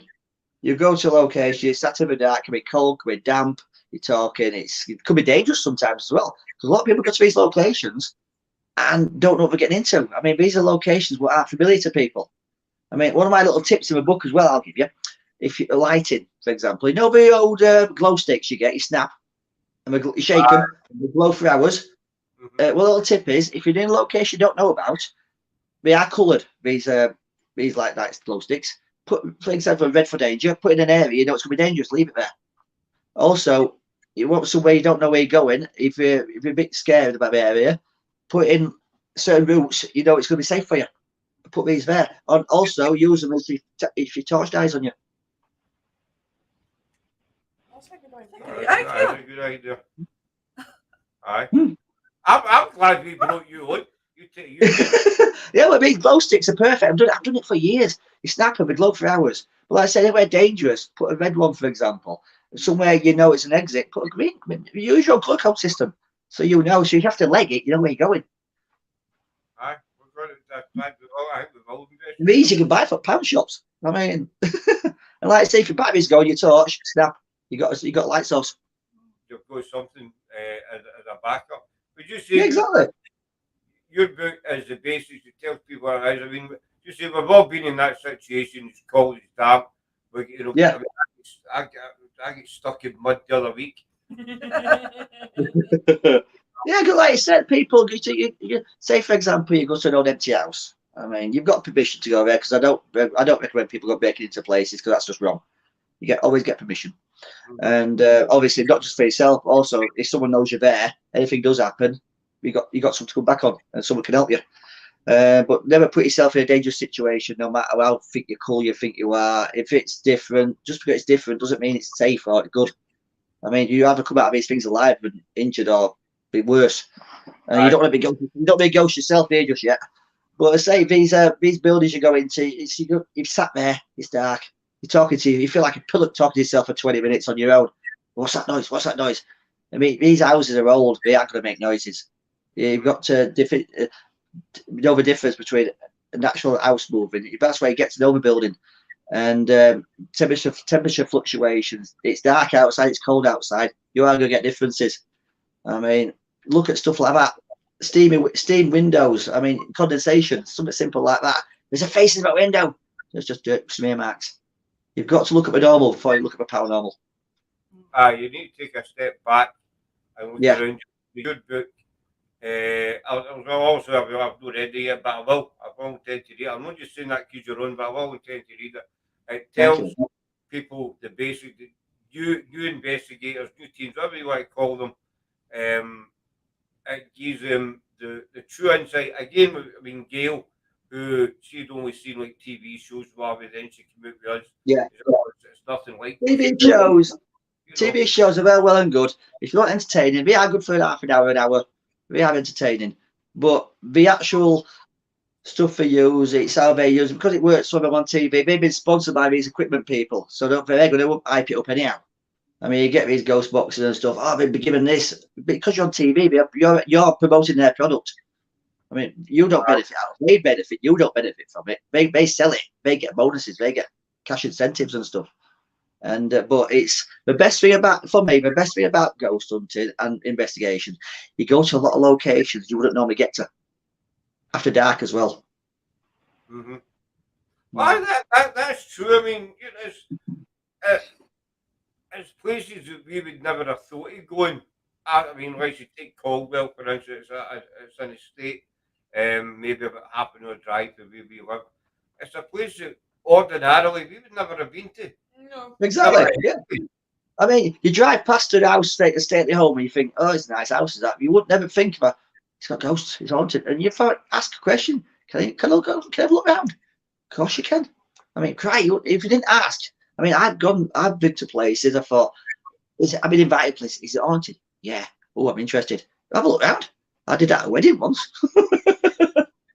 I've done it the other day. We're working on a project called Elysium, and we've been locations, and there's a pub kind of restaurant kind of thing near where we live, and they've got a fireplace that's ideal for the kind of character we're working on now. And I was having in the other day and just says to the manageress, to the owner, can we film in here? You know, can we? And she says, aye. And she showed us this room, says you can have free run of this room for as often as you want. So I sometimes just get up and tapping on the door and asking. Exactly. You know, and it's places you would never ordinarily have thought you'd ever be, or you would go. And I mean, I don't know how you find it now, but we find that when we go out for drives and what have you, we're not looking at the scenery anymore. We're looking for places to investigate. Scott, our 5-year-old looks at places to investigate. Our 5-year-old, we've actually broken our child, And it's not just that. I mean, everyday locations you go into, schools, shops, even workplaces. A lot of these places you go into, they've got character. They've got someone there who can tell you a story. Aye. So there's a story everywhere, because let's face it, there's history everywhere. So there's a story. Exactly. So the BRF, I was going to say network, BRF group. Yeah. How did that come about? 2 years back now. I've always had been fascination with paranormal, and as you know, in the old days, I wasn't a big fan of Facebook. I mean, to be honest, I still am not. And I thought, I know people. It's not a case of writing to people and talking to people on the phone. I thought I could put my experiences and create a group on Facebook. Because I mean, there's Facebook groups and for everything these days. Even Tomato Ketchup's got its own group. I mean, if they can do that, surely I can. I can do this. So what I did, I created a small group with like-minded people to basically sell things, promote things, their own work, for people, lesser known people, for example. I mean, because I was unknown. In a way, I still am unknown. People think, I mean, I've done a few years radio work, which doesn't make you super famous, but it's you talk to the amount of people I've spoke to because of the radio. It's brilliant. I mean, not just UK but worldwide. I mean, the paranormal isn't just related to the Western world. It's East Asia, Japan, everywhere. It's got some kind of spiritual, paranormal energy about it, and people will give you the opportunity, give them a platform, will talk to you about it. And that's why I thought radio was perfect for it. I do a few podcasts now and again, which I'm getting back into. But with the BIF Paranormal Group, I thought I can advertise and promote myself and other people with interests, same as me. And I do it online. I thought it's got, at the moment, I'm keeping it to 3,500 members at the moment, so it doesn't get too big. And being realistic, it's more of a family. And and because of it, I've met some brilliant people. I mean, people do say negative things about the paranormal world and things, but I think, luckily, it's been good to me. And I thought, when I give it back, it's going to be honest and truthful. You're 100%. I mean, first, two things to say about that. First of all, you see, that's Jem. She's one half of Hectic Paranormal from Australia. Really nice ladies. They're nuts. They're insane. You know, kangaroo. You know, but they're really nice. And I can see what I want to, Jem, because she slags me to death. You know. Yeah. So leave that payback here, Barry. If you know what I'm saying. But as well, one of my biggest tips I can offer to anybody new to the paranormal world: just be yourself. Don't try to be something you've seen on TV. It doesn't work. Be yourself. It'll show. I mean, it's like don't like meet people in the street, but know if you put a front on their face. I mean, just be yourself. They'll soon get used to you, and you're more natural as well. I mean, don't lie to yourself because you'll just come a cropper. We found that out first time. Just quite Facebook groups. I think Sarah's in every Facebook group. One of them, the group. I know what you mean. All sorts of weird and one, you know, build your own brick house group and all that kind of stuff. Yeah. I'm in a lot of DIY groups at the moment. A lot of DIY groups, which is a bit of a mistake. That's us sucking up to you. That's us sucking up. As you say, Barry, I 100% agree with you. The amount of people that you meet in the paranormal through doing this. I mean, when we first started out, just before the kind of main lockdown came. So yeah. So we decided to do interviews, and the amount of people that we have interviewed and met from all corners of the world, you know, who we now call friends, Jem included. I mean, I emphasise that because she's watching. That's it. I mean, the amount of people. I mean, people think some people are kooks and weirdos for doing this kind of stuff, but it just shows you anyone can have a paranormal experience. It could be the guy down the street. It could be an aircraft. It could be military. It could be anybody. No one is susceptible to not receiving these things. If it's going to happen, it will happen to you. You always tend to find it happens when you're looking for it as well. I mean, I've been so lucky, like I said, with the radio work. I spoke to, I mean, Andrea Perron, for example. Yeah, but we've all seen the Conjuring film, the first one. Well, Andrea Perron is the eldest daughter of the girls. What happened to? And we interviewed her a few years back. I mean, such a brilliant guest. I mean, and I wouldn't, if it weren't for a paranormal, I'd never got to cross paths with her. Well, I mean, we're the same. I mean, we're close to a lot of people, you know. Jem included. I'm going to keep saying that so she hears me. I mean, we've met. I mean, like Patty Negri. We're from Kilmarnock, you know, and there's no way we would ever have spoke to someone like Patty Negri, Craig Arms, David Espinosa, you know, CRA Entertainment, filmmakers, you know, with the TV shows on, stuff like that, and they're all really down to earth people. Yeah. So, nothing, you know, I'm a big star, you know, you need to treat me. There's no divas, You know, there are divas in the paranormal, let's face it. But we've been fortunate enough that everybody we've spoken to have been down here, like yourself. Where can we purchase your book? Amazon, yeah. Just type in Restless Realm or Barry Frankish, it'll pop up. And they are really nice people. Yeah. And, you know, talk to anybody. And as you say, be yourself. When we first started out, we used to write down questions. You know, we try to do it professional way with a list of maybe 20 questions. But we found after a few podcasts that just wasn't working. You know, that's it. That's what our radio show was about. We looked at it like a chat in a pub, a good friendly talk. Don't try and bamboozle people. I mean, if you're doing podcast radio shows, never try and trip your guest up. They'll remember you for it. I mean, it doesn't make you look good just because you want a few ratings. I mean, it's not the way to be. Be honest, be respectful, and it'll come back round. Yeah. Aye. So we decided just to turn into a casual. That's why I say to our guests, you know, it's not an interview. It's a casual way. Yeah. And I think that's how we get. It sounds like bragging and big-headed. I'm not being bragging, but I think that's why we get so many big returning guests, because we are what we are. Well, you kind of get me laid back than sitting on the sofa. I mean, we're sitting on the couch, you know. I usually do have my own chair, but Sarah's still at the house, so that's how we're using the couch. But you know, I'll say to people, look, it's a laid back chat. It's nothing fancy. There's no airs and graces. We come on, we'll have a bit of chat, seriousness, a bit of a laugh, and it is what it is. And I think that's why we get so many people coming back. That's the best way. That is the best way to be. That. And be yourself. I mean, that's it. Like I said, people know when people put in front of them. It's fake. It's like a first date kind of thing. You're unsure about it, but you still get into a role about it, and it comes natural. I mean, when I did a radio show, when I first started doing it, I thought, you forget people are nervous about doing this kind of stuff. We don't get. I mean, everyone gets butterflies, but we did it for 4.5 years, and you're doing it every week in, week out, and people are going, oh, I'm a bit nervous about it. You forget. But it's like I said, put people's mind at ease. So we're not going to trip you up. Just have a chat. Yeah. Mm-hmm. Yeah. I've done a radio interview last February, I think it was.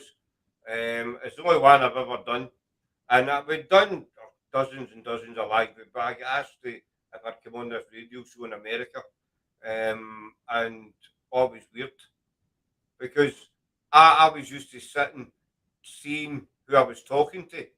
Yeah. But with this show, it was like sound bars I was seeing, and that was it. I couldn't see anybody. I could just hear the voice, and it was so weird.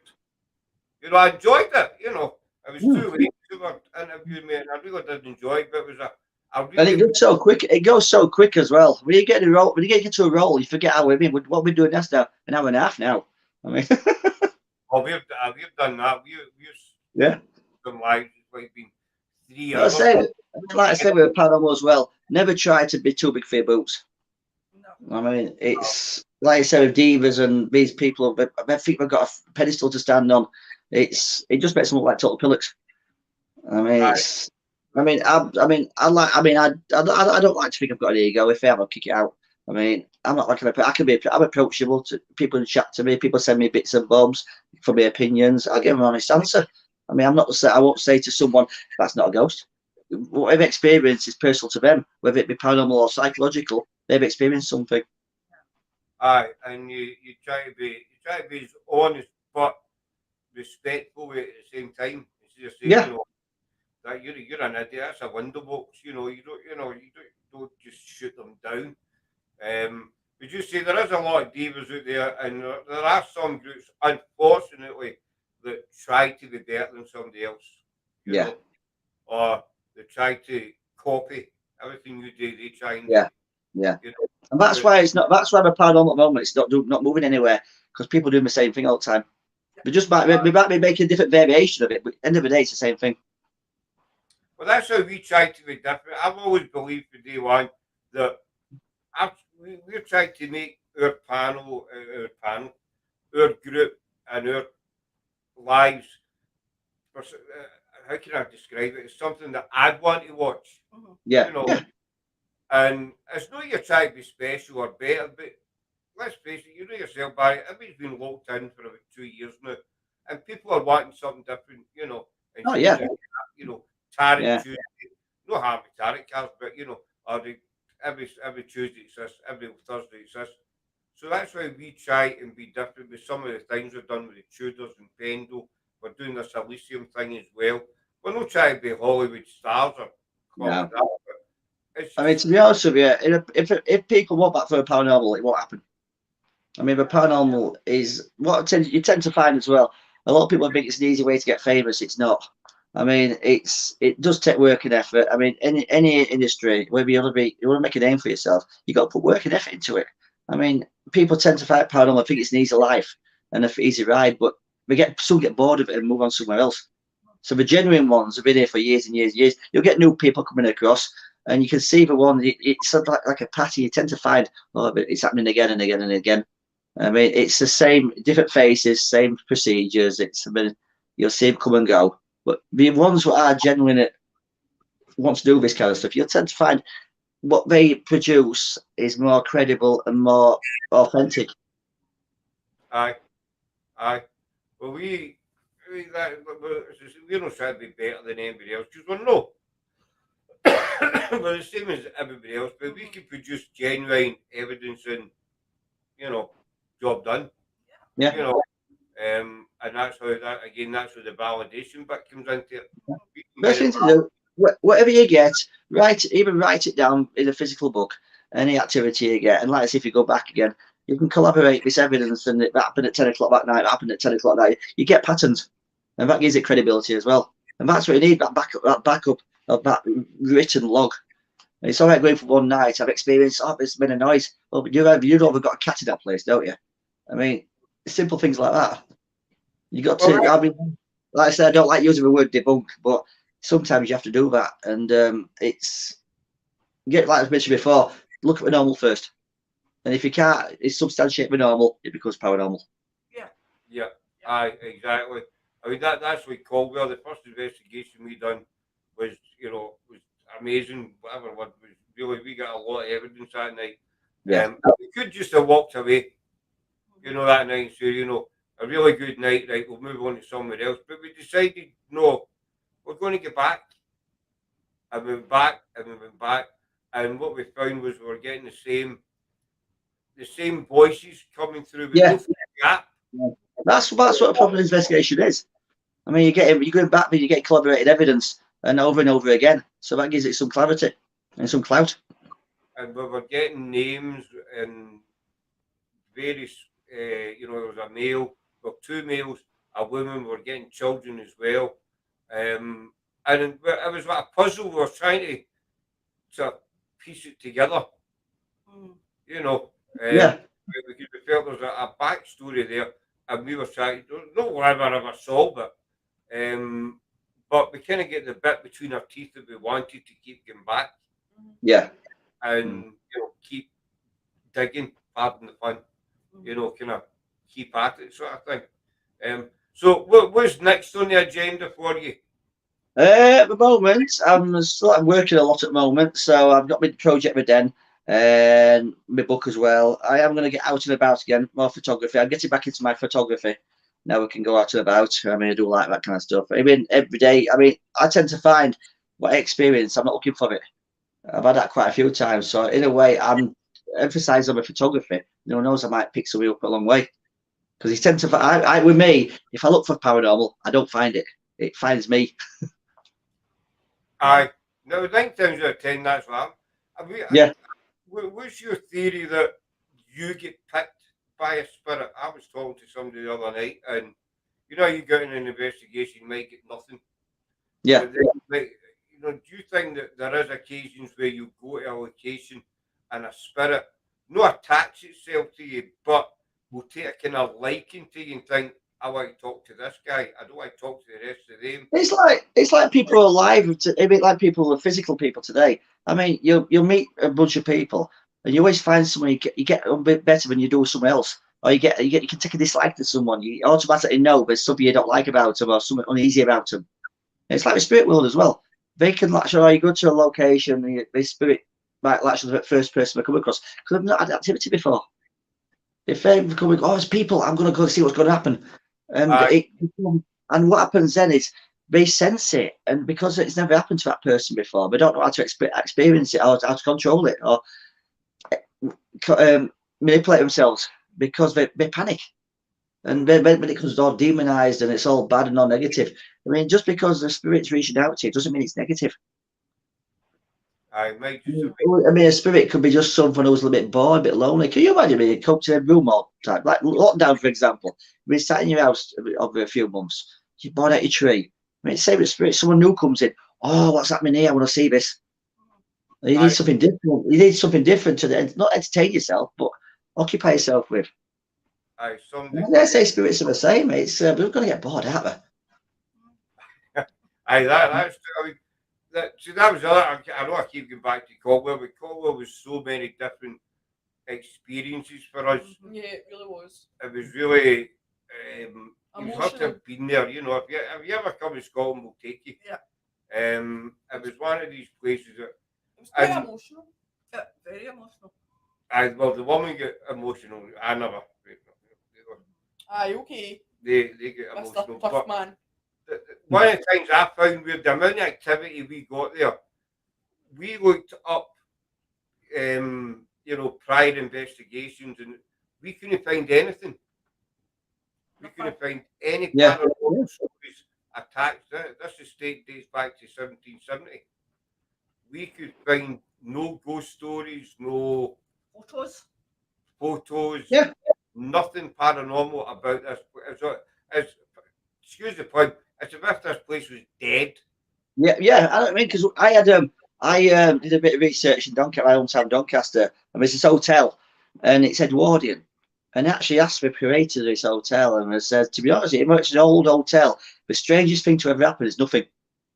And like I said before, just because it's old and creepy doesn't mean it's haunted. So as if this place was dead. So that kind of stirred a question in my head, thinking, well, if nothing's ever happened to you before paranormal wise, why is it? Why are we getting all this stuff? You know, and that kind of the point I'm trying to make is what you just said there. Spirits are sitting about bored and it's new faces. Yeah. You know, I want to talk to them. Yeah. Interact with them. And it means sticking your ear, get some kind of experience, some reaction. I've been saying you don't have a physical body. You've got to manipulate what's around you, your energies around you.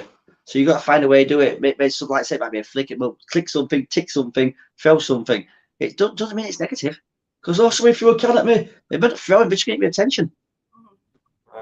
I think the biggest experience Laura's had was a frisky ghost. Oh, I tell. We bump into you. We tell everybody this story because she loved it. She keeps coming back. She's back all the time. That's not true, actually. Well, we were out doing an investigation at a certain place, and everybody in the team were like doing different things. And I thought, you know what, I'm going to sit down. And it's usually Sarah's chair. It's her bed chair, and Sarah usually sits in it. It's the director's chair. Yes, ghost chair. But I thought, you know what, I need to sit down. I've been standing for a few hours. So I sat down, and literally the minute I sat down, I felt somebody squeeze my bottom. And I've never moved so fast in my life. It was the weirdest thing ever. And it literally did feel like somebody had squeezed my bum. And there was nobody under the chair. Nobody around, and I was sort of going, who's squeezing my bum? Stop touching my bum. It was horrible. She's been back every week since, haven't you? Even I don't know you have it every Monday, Wednesday, Friday. I think it was a Friday. It was Friday. I actually think it was a Friday. I think it would have been a Friday. I do remember the big grin you had in your face anyway. Right.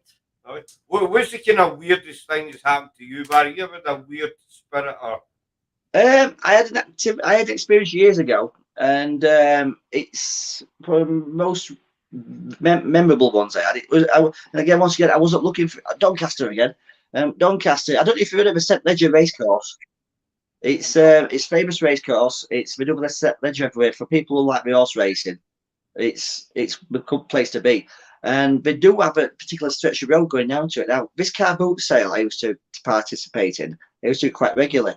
And the old car I used to fill it up night before and set off about 5 o'clock in the morning to get down there. You had to be there quite early to get in queue. Now, this particular morning, summertime, I was in good health, good spirits, not drunk, not taking drugs. I don't do anything like that. I don't drink or drive. None of medication whatsoever. Quite nice, not been raining, so quite nice and clear for that time of morning. And my side lights on, driving down this road. And I'm thinking nothing of it, just listen to the music, and I can see what's at probably ankle level running towards me on the passenger side, obviously driving on the left of this country. And it looks something brown and small. I thought, is it a rodent or a rat or something, a rabbit? And as it crossed in front of my car, it was, believe it or not, a brown boot in running motion. And yeah, and I, as it crossed into front of my headlamps, it seemed solid, but it wasn't solid. It was weird, but it was in that visual motion as it was running, and it just, before I got to the middle of the road, it just disappeared. Now I thought to myself, it wasn't scary. I thought, whoa, am I just experiencing that? Even to this day, I question myself. I know what I saw, but then again, I'm thinking to myself, did I overcomplicate it? I mean, it could have been something spiritual. My mind has put it into a format I can recognise, a boot. I mean, what I thought, what is it? But to me, it was a brown boot. And that particular stretch of road, though, is an accident black spot. There's been quite a few deaths over the years. And that's in my book as well. And that is probably the most memorable. And to this day, I can visualise it in my head. I mean, I cannot debunk it. Yeah. That's amazing. I had a smoking ghost once. I call that smoking ghost. We were at this. It was abandoned power station. It's been abandoned for 40 something years. We'd been up the stairs, we were standing on the staircase. We used to be an old staircase, and we were going to go to the back of the building, but with the key 2 meter on the stair, and we thought we'll have a quick cigarette and then we'll go to the back of the building. So I lit up a cigarette, and then the key 2 meter went to yellow. Just randomly. Now, there's no power in this building, there's no wiring, there's nothing, it's a shell. The key 2 meter went to yellow. So as a joke, I turned and said, you want a cigarette? Make that. But I know you get these people calling them devices now, but I call them boxes. I think if you've got a 200-300-year-old spirit, they might not know what a device is. If you see a box, they know. So I says, if you want a cigarette, make that box go yellow again. And it went to yellow.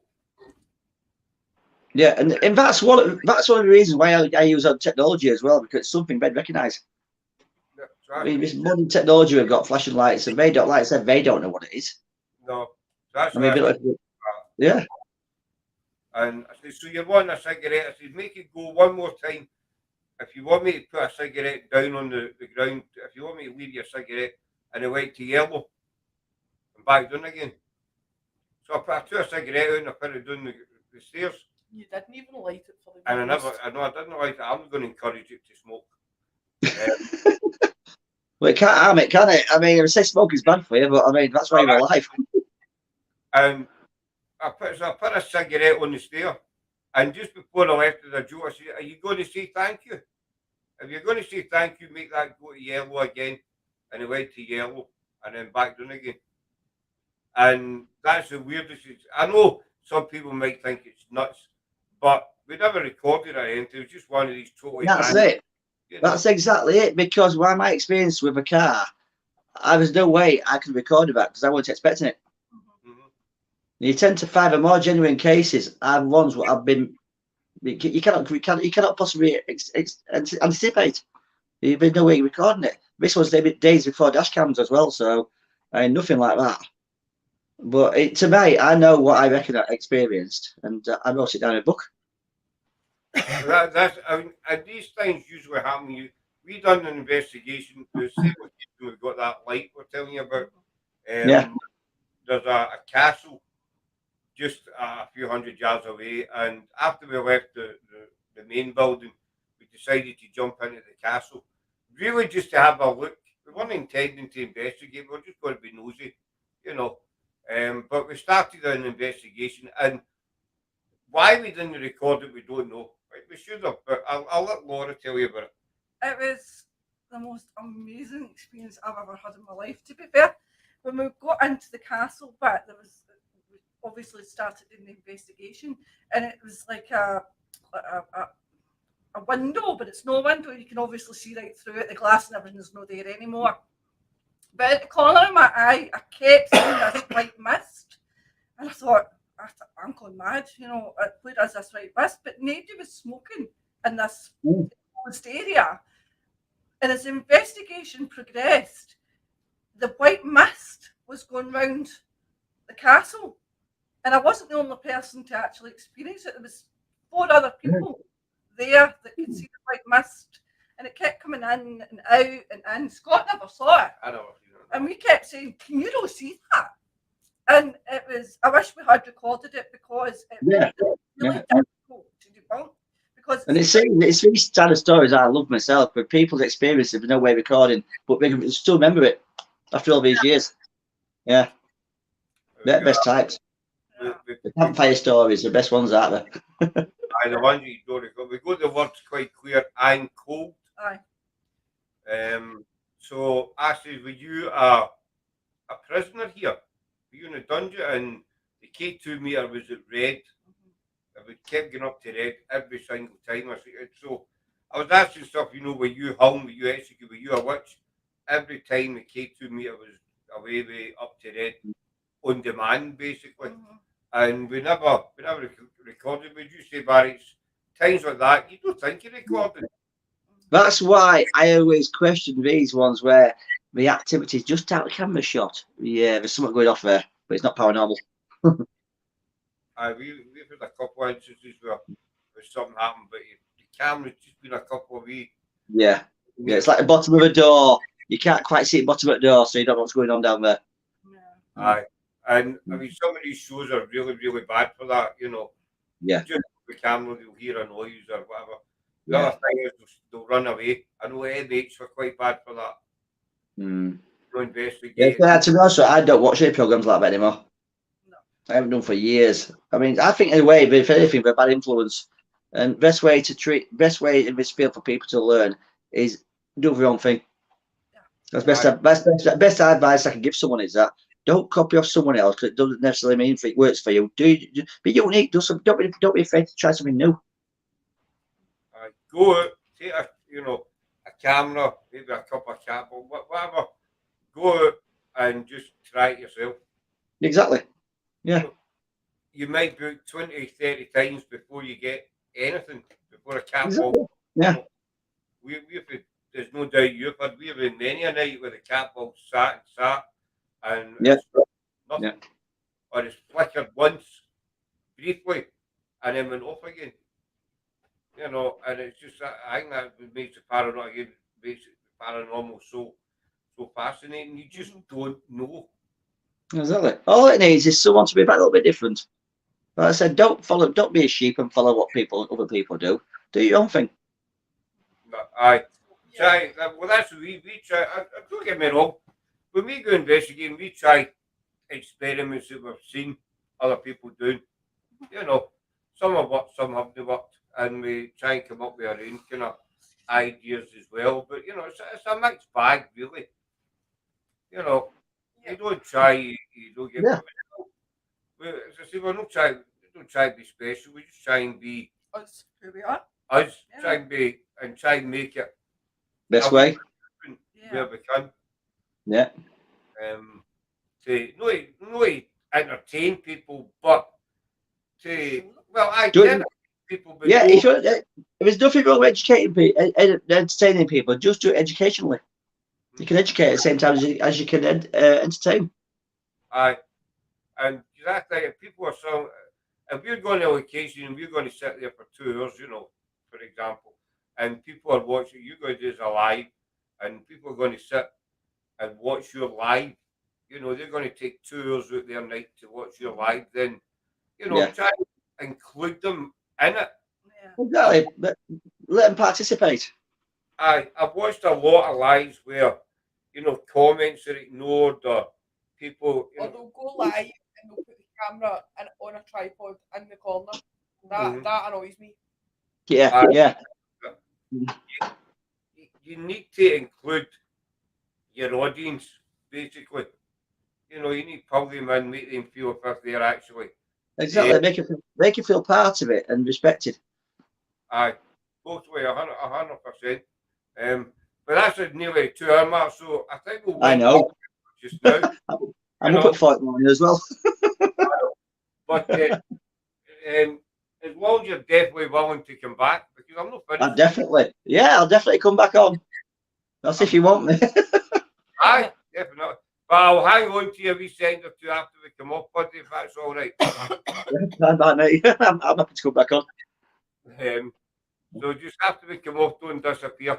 I'll keep you for a wee second or two. So okay. Yeah. Thanks very much for coming in anyway, Barry. I've thoroughly enjoyed tonight. It's been really a nice to talk more than I've ever talked, I think. I mean, so thanks to everybody in the chat for your comments, questions, love you. Thanks, Jim, honey.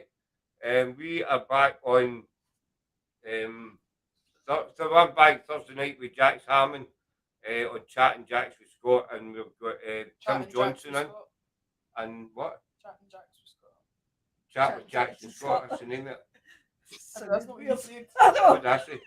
I don't know, but that's not what you said. I'm back Thursday night with Jax Hammond, and our guest is Tim Johnson. Then we're back on Saturday night with Lone Wolf Paranormal. But a big, massive thank you to Barry for coming in. Remember, you get his book on Amazon and Kindle, and look up his group, BRF Paranormal. Put all the bits and pieces on our Facebook page so you can see them. And if anybody wants to chat to me for an opinion, I'm approachable. I'm not one of these people lock myself away. I'll talk to anybody. But just before we come off then, Barry, I'll let you tell people where they can find you. Well, I'm on Facebook, on my own personal profile, Barry F Frankish, or BRF Paranormal. I am on Instagram, but I don't use it much, to be honest with you. But mainly BRF Paranormal, and that's about it, really. I'm not one of these to spread myself too thinly. I like to put I believe is if I spread myself too thinly, people don't get best content. I concentrate on one area and put my efforts into that, and that's what I do. Excellent, buddy. Fantastic. Well, thank you very much, Barry. As I say, I'll hold these for a wee second or two. So thanks again, everybody, and enjoy the rest of your evening or morning, Jem, as it is for you. I think it's about 10 o'clock or something over in sunny Australia. They're getting great weather, by the way, Barry. I'm not happy with this. Great weather. Obviously, today it's been about 90 mile an hour winds out here. Exactly. We've had a storm the last 2 nights. And yeah. In Australia, it's like 30, 35 degrees. Oh, yeah. We've got about 8 degrees. If we're lucky. We're at 5 now. We're at 5 degrees now. So we'll leave it there now, folks, and we'll see you Thursday night, hopefully. Till then, take care, and we'll see you soon. Bye. Bye. Bye. Bye.